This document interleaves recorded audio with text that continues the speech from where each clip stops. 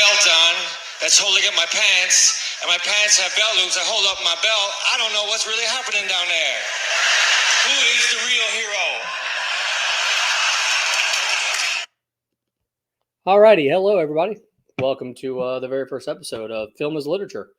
You can see the title. So this is my new podcast. This is it. I'm mostly going to be talking about movies. Might focus on one specific movie. Might just do like a genre. Might do like a wide topic. But every episode is going to be about movies or TV shows. We might do some TV shows. I guess I should mention that my name is Justin. I am the host. I hope you enjoy the show. There are going to be times where I have guests. There are going to be times where it's just me, such as today. It's just me, alone, in a dark, dark room. No idea where I'm at. Secret location. Not going to tell you. But today I'm going to be talking about a movie that I watched earlier. Basically, the idea came... this was kind of supposed to be me and a buddy, but obviously he bailed. You know what happens when you have a pregnant wife. We were going to talk about Ryan Reynolds movies. So I watched a Ryan Reynolds movie today, and that's what I'm going to talk about. I watched a great Ryan Reynolds movie. Might be, easily my top 5 Ryan Reynolds movies. Could be probably top 3, actually. I'm going to say top 3. Depending on the mood, it's any of 1, 2, or 3. But that movie is 2008. It's a romantic comedy. Yeah, that's right. Yeah. Definitely Maybe. No, that's what the movie's called. Definitely Maybe. Great name for a movie, because that's a great saying. Come on. I say Definitely Maybe a lot, mostly because of that movie. They do say that line at one point in the movie, which obviously I'm a big fan of, when they say the title of the movie in the movie. It just makes things smoother, makes things nicer. I don't know. It's kind of like, when a song has, when they say the title of the song, like some songs, they just throw a random title. Same thing with movies. Sometimes the title is just random and they never say it. But anyways, so this 2008 movie had Ryan Reynolds in it. Basically, it's about him telling a story to his daughter, who's played by Abigail Breslin. You might know her from Little Miss Sunshine. She was a great actress. She still might be a great actress. She was in Zombieland 2 just recently, which I did watch also. A good movie. But yeah, this movie had a great cast. It also had Isla Fisher. It had Rachel Weisz and Elizabeth Banks. So obviously, he's telling the story about how he meets the girl's mom. And, the other 3 girls are his girlfriends at some point. So obviously, he has great girlfriends. But it is Ryan Reynolds. And really, it's funny because at this point in time, like, I don't know when Ryan Reynolds became a great actor. Like, like you go through his list of movies, it's like the dude's done a lot of just random things. Like, he'll do like some action, he'll do like some just straight up comedy. He'll do like like superhero movies. He's had like Deadpool, the Green Lantern, a couple others. But then you know, he'll have like some, like I said, like some hardcore like comedies like Van Wild or Waiting. Then he'll have like some romantic comedies such as The Proposal. This one, obviously. He also had Blade Trinity, which was the action movie. Six Underground. He did Pokemon, which I didn't see that, but a little past my age group there when that came out. So he's done a lot of like, his movies are all over the place, and I gotta say, my favorite Ryan Reynolds movies are when he's kind of being funny but romantic at the same time. I think he's a great romantic. He makes you believe. He's a great actor, and also I feel like that's just him. Like the way he acts in this movie, I think that's him. I don't think he's really acting. I think that's just who he is, and I think he does he does great in the fact that every movie role he has, other than the action and the pretty much every comedy or romantic comedy that he does, I think he just plays himself. He doesn't play like a role. It's just him. Like his newest movie, The Adam Project, which you can see on Netflix. I did watch it. Great movie. The son is just like him. Definitely recommend it. You also get to see Zoe Saldana. Hadn't seen her in a while, so that was pretty cool. But again, I think Ryan Reynolds just plays himself in that movie, just like I do in Definitely Maybe, which again, that's what we're talking about here. And I feel like he just plays himself. I think that's him. He interacts great with kids too. So, I'm sure in real life he's a great dad. I know he's married to Blake Lively, you know, Gossip Girl, XOXO. So he definitely seems like a cool dude. He seems like, he seems funny. He seems caring. And like I said, he's just a great actor. He can do everything. I think even in action movies, I think he's all right. But I think if he just stuck with romantic movies, I think he would be, I mean, obviously all the ladies already love him, but if all he did was romantic movies, I really feel like he would be considered up there with like George Clooney or Brad Pitt, um, Tom Cruise, even though Tom Cruise did more like, action movies also. But Ron Reynolds is just all over the place. And the ladies still love him. But yeah, this movie had a pretty good cast. I mean, you had some people that that you don't really know. I mean, really just focuses on him and his girlfriends and his daughter. So that's pretty much the whole cast right there. You meet a couple other characters, but overall, I think it's a great movie. Like I said, it's kind of a tearjerker. I mean, it's going to get you in your feels. I mean, let's be honest here, especially towards the end. It kind of has you guessing. I mean, they do well because you kind of guess which one the mom is. Um, Abigail Breslin definitely stole the show, which I mean, she stole the show a lot as a kid.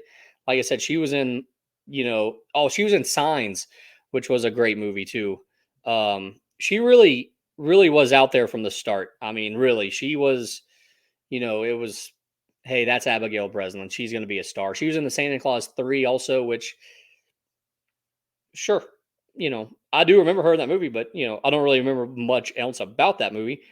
She was in the original Zombieland also, not just the second one, but that was a great movie. And again, she kind of stole that movie too. Everybody, when she's in the movie, that's kind of who everybody goes towards. Um, she hasn't really done much else. I guess she's trying to be a singer. She has a couple albums. I follow her on Twitter. She promotes it pretty well.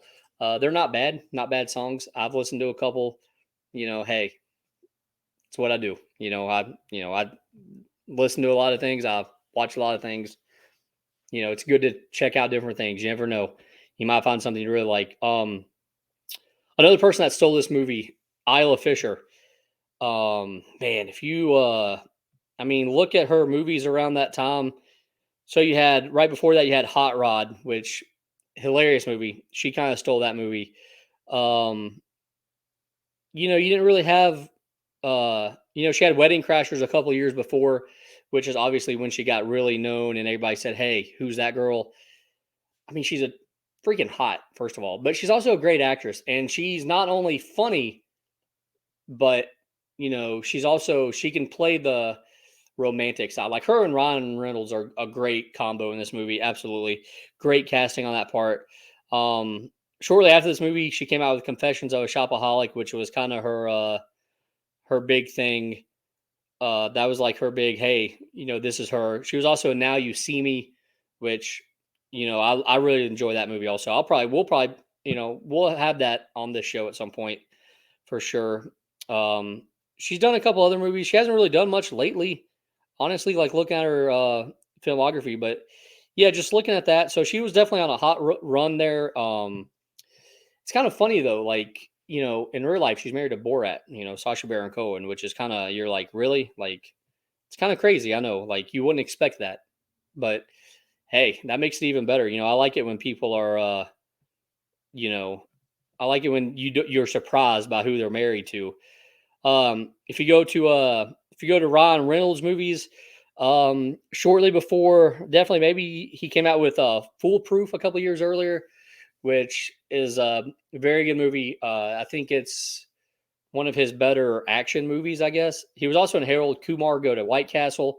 Like I said, Blade Trinity. He was in the Amityville Horror. That was his attempt at a scary movie. Like I said, he's been all over the place, which is why he's, I think, one of the best actors out there. I think he's actually underrated because he's done so much. I think as he kind of slows down here, maybe as he's getting older, has a family, maybe he'll slow down a little bit, start doing less movies, and maybe people will start to appreciate him more. He was also in Waiting in 2005 and Just Friends also in 2005. That's a great year for him. Amityville Horror, Waiting, and Just Friends. Just Friends is a classic. Comes on TV all the time. It's hilarious. It's one of the funniest movies that you can watch. Definitely check it out if you haven't seen it. It's basically about how he was a fat kid in high school and had a girl that was his best friend. He moves off after school, loses all this weight, gets hot, gets rich, comes back to town. Basically, she kind of finally falls for him. Great movie. Like I said, great movie. Then he had Smoking Aces, which kind of is an underrated movie. I feel like I think not too many people have seen it. Not too many people talk about it when they talk about the best Ryan Reynolds movies, but I feel like it definitely deserves to be in like the top six or seven. I don't think it quite gets to number five, just because he does have a lot of, he has a lot of, he has a lot of really good movies. So right after this movie, though, he comes out with Adventureland, which is another very good movie that's not talked about. It's kind of like his, it was kind of like, he went from being the star to all of a sudden now he goes back to, he wasn't necessarily the, you know, at this point in time, really, because Waiting also, he really wasn't the star of that movie either, but he's like the number one role. It's like, hey, I'm not the star, but I'm going to be the one that everybody talks about. I'm going to be, the one that steals the scenes that I'm in. And that's kind of what he did with Adventureland. That same year, he had The Proposal, which has the one of the best scenes in movie history with Betty White dancing to Little John and the East Side Boys. I mean, come on. I'm telling you right there, like top 10 movie scene of all time, like without a doubt. The next year after, I had Buried, which I think that's really finally when he showed how great of an actor he can be. You see nobody else in that whole movie other than him. You hear a couple, because it's about a movie. It's about a guy that gets buried alive because they're trying to get, they kidnap him, bury him alive, try to get ransom. Um, and they give him a cell phone in the casket so he can call and get the money to him. And basically, if he doesn't get it done soon, he's going to die. But it's a great movie. Like I said, he's the only person you see. You kind of hear other people on the phone, but I think that's finally what showed, like, hey, Ryan Reynolds is a great actor. Then right after that, he comes back with Green Lantern, which sucked, but whatever. Then he had The Change Up, which was great. And then he had Safe House, which was also great. Then it was like, okay, Ryan Reynolds, great actor. All of a sudden it happened. It was like, okay, we're all going to talk about Ryan Reynolds now. He's here. This is him. It's his time. And he's just kind of just kept going from there. The Hitman's Bodyguard, Deadpool 2, the sequel to Hitman's Bodyguard. So, like I said, the Adam Project. He had the Free Guy, which apparently was pretty good. I haven't seen that one yet. Just didn't really look too appealing to me, but everybody keeps saying it's really good. So I might have to end up checking it out at some point just because, well, hey, I'm a movie guy and he's a good actor. Again, as you can see, this is Film as Literature. My very first episode. Yes. Hopefully you're enjoying it so far. I know I'm kind of just rambling on, but I was kind of focused on the movie Definitely Maybe, which, like I said, I watched today. I remember when it came out in 2008, it was kind of like, okay, like, I didn't really watch it right away. I remember one of my buddies ends up watching it when it came on HBO. I think he watched it with his girlfriend, and I was like, you know what? Maybe I check that movie out. Maybe you know, maybe this is maybe this is a good movie. And honestly, it is a good movie. It's a very good movie. It had, of course, 9.8 million in the opening weekend, which was number 5. Which seems kind of low, honestly. Like, I mean, yeah, that seems kind of low. Like, let's see if we can figure out what movies came out that same weekend. Let's see what it came. Let's see what it came out with. Maybe it was up against some tough competition there. Um, maybe it was. Maybe it had maybe it had some tough competition. Like I said.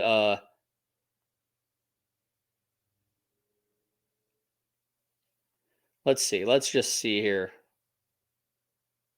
I guess I'm not really finding it really. Nah, I don't know. Hmm. Yeah, I'm not really finding what all came out that same weekend. I do know it ended up making though 32 million in the theaters, which isn't bad.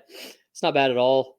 55 million worldwide. That's pretty good. I mean, honestly, like that's very good actually. Like you can't really beat that. It did come out I guess it came out on Valentine's Day. So there's that. Did come out Valentine's Day. Here we go. All right. So opening weekend. Here's the movies that. Okay, number 1 was Jumper with 27 million. Jumper, pretty good movie. It's, basically a guy that can just transport from place to place and kind of robs banks. Pretty good movie. I saw it. It's one of those movies where you've seen it once. That's enough. Maybe watch it one other time, but nothing special. So okay. Number 2 was a Spiderwick Chronicles. Okay, whatever. Number 3 was Step Up to the Streets. yeah, yeah. We'll move on. Number 4, the movie right above it was Fool's Gold with 12 million. I mean, bigger cast, I guess. Kate Hudson and Matthew McConaughey. So I can kind of see why that movie finished ahead. Honestly, I was kind of kind of surprised that. Well, that wasn't its opening weekend though. Right below, definitely maybe was Welcome Home, Roscoe Jenkins. Again, whatever. And below, man, there's like the top 10. I'll just finish out the top 10. Number 7 was Juno, which was pretty good. So Fool's Gold was number 1 the week before. So it's not like so it had already been on the list. Number 8 was The Bucket List, which had already been out. Number 9 was Hannah Montana, and number 10 was 27 Dresses. So the only new movies that weekend were Jumper, The Spiderwick Chronicles, Step Up to the Streets, and Definitely Maybe. With Definitely Maybe doing the worst out of those 4. Wow. Um, wow. I think out of those 4, Definitely Maybe is definitely the best. Maybe at the time it might not have been the best because, like I said, Jumper had a lot of press, had a lot of hype. Step Up to the Streets, obviously a sequel, so usually people are going to go see sequels. So it's kind of like I can see why Definitely Maybe did the worst out of those 4, but if you had to pick one to watch today, 14 years later, you're definitely choosing Definitely Maybe. See what I did there? Definitely choosing Definitely Maybe. Probably followed by Jumper and then Step Up to the Streets. So tough weekend, really. I mean, Valentine's Day is always kind of a tough weekend. Any holiday movie is gonna be tough. That's just that's just how it is. So it wasn't bad. On Rotten Tomatoes, it has a 70%, which is actually pretty good. I mean, I'm not gonna lie, like that's really good, actually. Yeah. So you can't really beat that. It had a budget of 24 million, so it made a little over 30 million in the box office. You can't really beat that. It was 111 minutes, which is to me that's about really where you want a movie of this. Like a romantic comedy. Like you kind of want it to be just below, just below 2 hours. It was written by Adam Brooks, who also did Bridget Jones and Wimbledon. So he's kind of. I feel like this was kind of his. This was his best movie for sure. Uh, yeah, he did win a couple of minor awards. This movie did not win any awards, by the way. Um, Adam Brooks was the writer and the director, so he really went all in on this movie. Yeah, so overall, good movie. Definitely recommend it.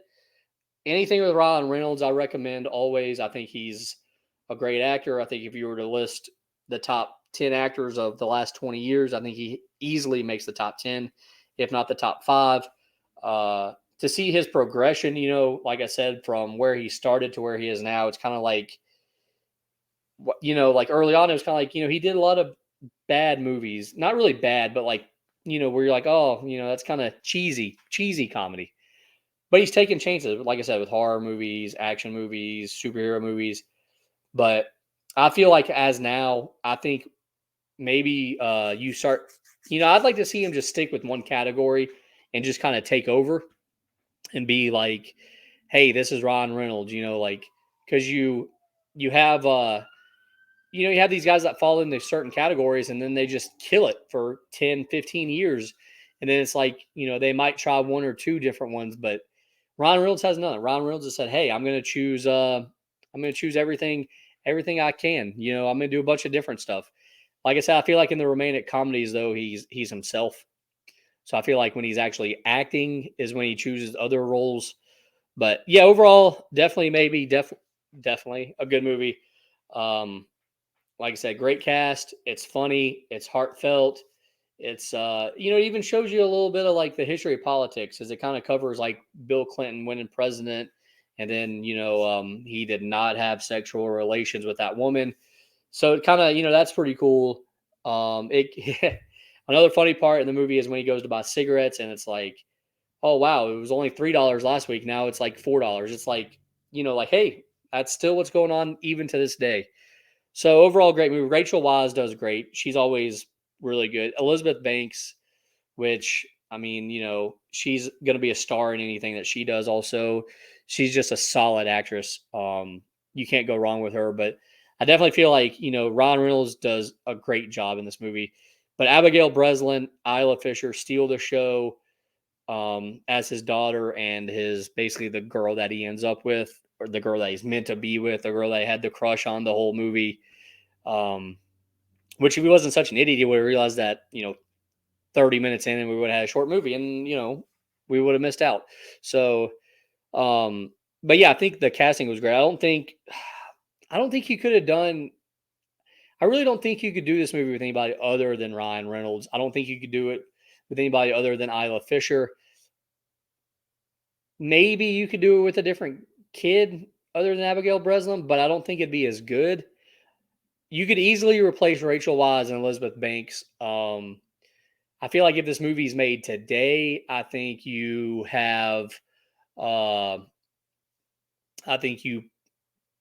have way different actresses in those two roles. I think you have, because really the girls are all they're different, but they're not different enough. So I feel like if you did it today, they'd be way different. And one thing that I also like about this movie is it's him telling a story. I always enjoy movies where they tell stories.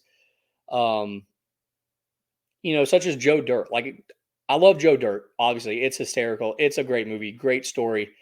But I like it mostly because it's David Spade telling a story. And for some reason, I've just always enjoyed things like that. Even like The Notebook, another classic where he's telling a story.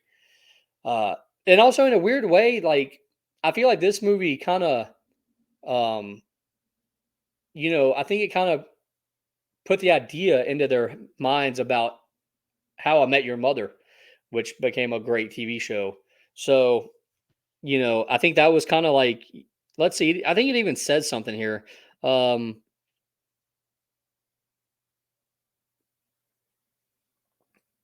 yeah, I mean, it's so How I Met Your Mother definitely got their idea from this. They had to have, because it's literally the same thing, except this is a movie. I was gonna say, what would happen if they made this into a TV show? They did.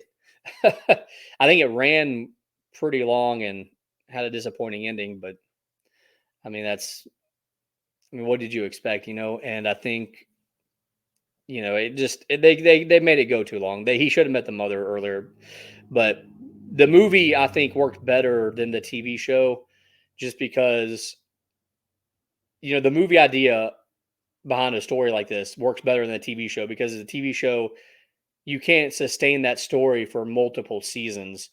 Maybe like 3, 4, maybe, but How I Met Your Mother went for like 8 seasons or something like that. Like that's just way too many. It's just like, okay, dude, like seriously, like and also in that show, they could have done a little different. You could have seen the kids more. I think it focused too much on the past. That's another good thing I like about this movie is, you do spend probably 20 minutes or so. I mean, the first 10 minutes of the movie, 10 or 15 minutes of the movie is him in present day, picking his daughter up from school. You realize that he is getting divorced.